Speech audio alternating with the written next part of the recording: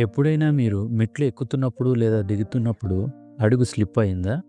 ఆ క్షణంలో ఒక్కసారిగా ఏదో తెలియని బరువు పడిపోయినట్లుగా అనిపిస్తుంది కదా! ఒకవేళ మీ ఫోన్ చేతిలో నుంచి జారి పడిపోతే? ఇలాంటి సంఘటనలు అన్ని నెమ్మదిగా జరుగుతున్నట్లు అనిపిస్తుంది కదా!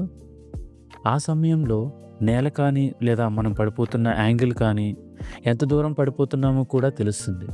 శబ్దాలు చాలా పొడవుగా వినిపిస్తాయి. మన కదలికలు కూడా భారంగా అనిపిస్తాయి. సమయం చాలా ఎక్కువ సేపు పట్టినట్లు అనిపిస్తుంది. నిజానికి ఆగిపోయినట్లే. కానీ దీనికి అసలు కారణం ఏంటి? సమయం నెమ్మదించదు. ఆ అర సెకన్‌లోనే మీ మెదడు సర్వైవల్ మోడ్‌లోకి వెళ్తుంది. అడ్రినలిన్ విడుదలవుతుంది. చాలా వేగంగా మరియు బలంగా మారినట్టు చేస్తుంది.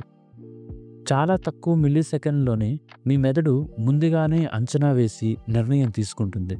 నిజానికి మీరు ఎక్కువ సమయం అనుభవించట్లేదు. ఎక్కువ వివరాలను మాత్రమే గ్రహిస్తున్నారు. మెదడు ఆ క్షణాన్ని ఫ్రేమ్ బై ఫ్రేమ్‌గా రికార్డ్ చేస్తుంది.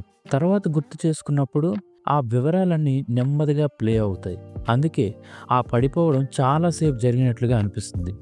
సమయం అంతే ఉంటుంది. కేవలం మారింది మీ అనుభూతి మాత్రమే. కాబట్టి సమయం ఆగిపోయినట్టు అనిపించినప్పుడు గుర్తుపెట్టుకోండి, మీ మెదడు